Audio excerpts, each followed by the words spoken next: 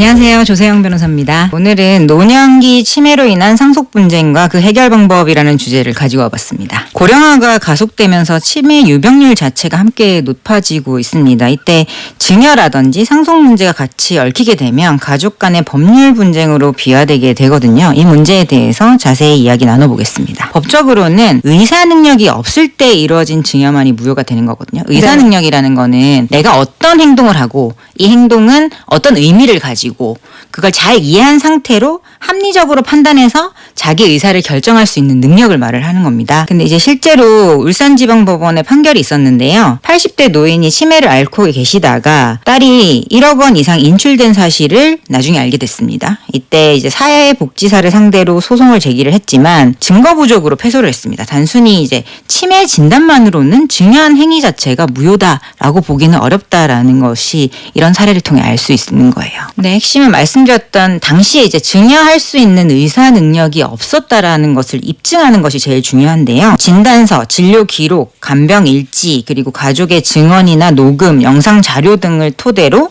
종합적으로 판단해 볼 때 이분이 당시 그 증여 시점에 정상적인 판단 능력이 없었다라는 걸 입증하는 것이 제일 중요합니다.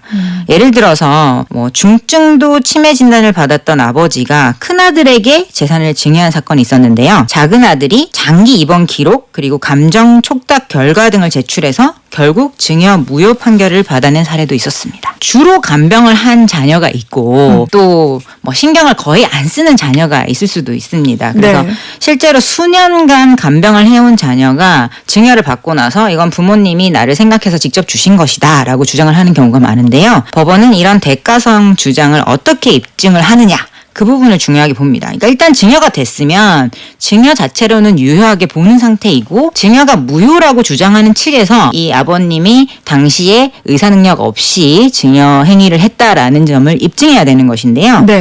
가족 간의 일이다 보니까 소송을 들어간다고 해서 무조건 판결까지 가는 건 아니고 실제로 막내딸이 치매 아버지를 혼자 돌본 후 그 아파트를 증여를 받은 사례가 있었는데 언니들이 그걸 나중에 알고 치매 상태에서 증여한 거니까 무효다라고 주장을 하면서 소송이 들어왔어요. 근데 다행히 양쪽에서 이제 법적 판단을 끝까지 받는 것보다는 중재를 통해서 조정을 해서 일정 지분을 공동 명의로 조정을 하면서 또 갈등을 마무리 지었던 그런 사례도 있었습니다. 증여가 유효하다. 그러면 사전에 이 증여한 부분은 그냥 그대로 인정이 되는 건데요. 이게 내 유류분을 침해하는 정도에 이르렀다면 내 유류분만큼은 돌려달라라고 하는 유류분 반환 청구 소송을 제기할 수가 있습니다. 그러니까 결국은 제가 받을 수 있는 만약에 자녀 한 명이 받을 수 있었던 금액이 1억 원이었는데 한 푼도 못 받게 됐다. 그리고 어떤 뭐 자녀 중에 한 명이 전액을 다 받게 됐다라고 하면 1억 원까지 달라고 하는 건 안 되고 그 2분의 1인 5천만 원까지는 유류분 반환 청구를 할 수 있다는 뜻이에요. 그래서 이게 좀 문제는 유류분 반환 청구 자체가 내 유류분이 침해됐다는 사실을 알게 된 날로부터 1년 이내에 제기가 돼야 되거든요. 통상적으로는 사망한 시점으로부터 1년이라고 판단을 많이 합니다. 따라서 근데 1년이라는 기간이 되게 짧아요.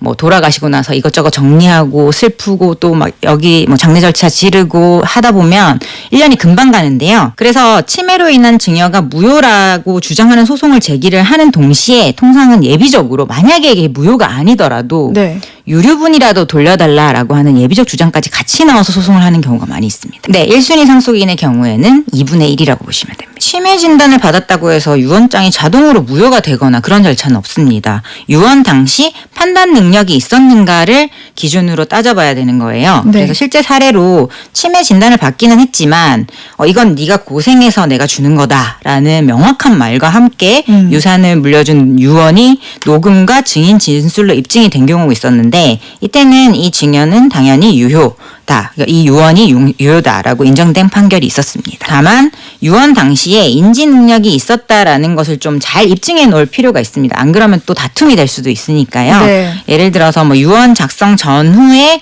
병원 기록이나 의사 소견상 이분은 충분히 이런 판단을 할 수 있다라는 걸 받아두시는 것도 좋고 직접 그 유언장을 쓰실 때 영상을 녹화해 둔다든지 뭐 앞뒤에 이렇게 말씀을 한다든지 이런 부분을 보면 일반인이 보더라도 의사 능력이 있었다라는 걸 알 수 있으니까요. 그리고 유언의 형식은 엄격하게 지켜져야 됩니다. 우리 민법에 정한 5가지 방식 중 하나를 반드시 따라야 되고요. 그건 뭐 자필, 녹음, 공정증서, 비밀증서, 구수증서 이렇게 다 나누는데 통상은 자필 유언이나 공정증서를 통한 유언을 많이 선택을 하십니다. 정확한 요건을 찾아보시고 그 요건을 모두 갖추도록 유언을 남기시는 것이 중요합니다. 유언이 없으면 민법상 정해진 법정 상속 순위와 그 지분에 따라서 상속이 되는 게 원칙인데 다만 기여분, 말씀하신 그 기여분 제도가 우린 있습니다. 네. 근데 이제 그게 단순히 뭐 누가 봐도 자녀라면 일반적으로 할 정도의 도리라든지 뭐 배우자가 충분히 배우자라면 이 정도는 당연히 해야 된다라는 수준의 그런 기여도로는 인정이 안 되는 경우가 많고요. 특별한 노력으로 간병을 하고 또 뭐 금전적인 기여를 했다. 생활비라든지 간병비라든지 이런 부분을 혼자서 거의 다 담당을 했다. 이런 부분이 있으면 기여분 인정이 좀 잘 되는 편입니다. 그래서 그 기여도는 재판부에서 전체적인 사정을 다 고려해서 정하게 되고요. 그 기여도를 인정을 받으면 상속지분보다 더 받을 수 있게 됩니다. 통상적으로 많이 알고 계시는 뭐 금치산, 한정치산 이런 게 성년 후견 제도로 바뀐 지가 오래됐거든요. 네. 그래서 이 성년 후견 제도를 활용하는 것이 가장 좋고 일반적인 방법입니다. 뭐 치매라든지 치매가 아니더라도 중증 질환 그리고 정신 장애 여러 가지 질병이 있을 수 있잖아요. 이런 분들이 사무 처리 능력이 지속적으로 결여된다면 법원이 후견인을 정해주는 제도입니다. 네. 후견인은 그런 친지, 가족 안에 정해질 수도 있고요. 뭐 전문가를 후견인으로 지정할 수도 있습니다.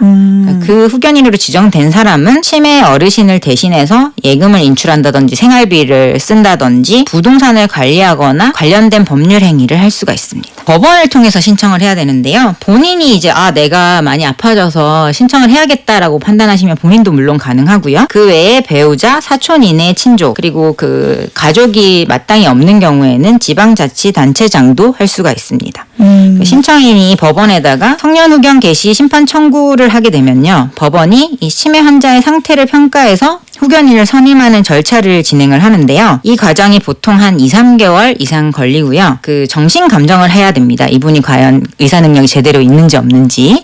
그래서 그 감정 비용도 뭐 수십만 원, 많게는 100만 원 이상 들 수도 있고요. 그리고 후견인이 선임된다 하더라도 이제 부동산의 경우에는 단순 관리 같은 거는 그냥 할 수 있지만 처분행위는 또 법원의 허가를 받아서 진행하는 그런 절차가 있습니다. 네, 신탁은 좀 더 간단한 제도고 쉽게 이용하실 수가 있는 게 법원을 통하는 게 아니라 금융기관을 통해서 상품을 이용하실 수가 있거든요. 네. 그래서 요즘은 뭐 치매 안심 신탁 이런 상품이 나오기도 했고요. 유언 대용 신탁, 생활비 지급 신탁 같은 그런 상품들이 많이 나와 있어서 고령층께서 이제 시중은행이나 신탁회사에서 선택해서 여기 가입을 하시면 됩니다. 예를 들어서 본인이 생전에 수익자로 지정이 돼서 내가 치매가 오기 전까지는 직접 내가 이 돈을 사용을 하고 치매가 발생했다는 사실이 입증된 이후에는 내가 지정한 가족, 뭐 큰아이, 아니면 뭐 장녀 이렇게 지정을 해둔 그 가족이 대리 수익자가 돼서 재산을 관리하거나 또 돌아가시게 되면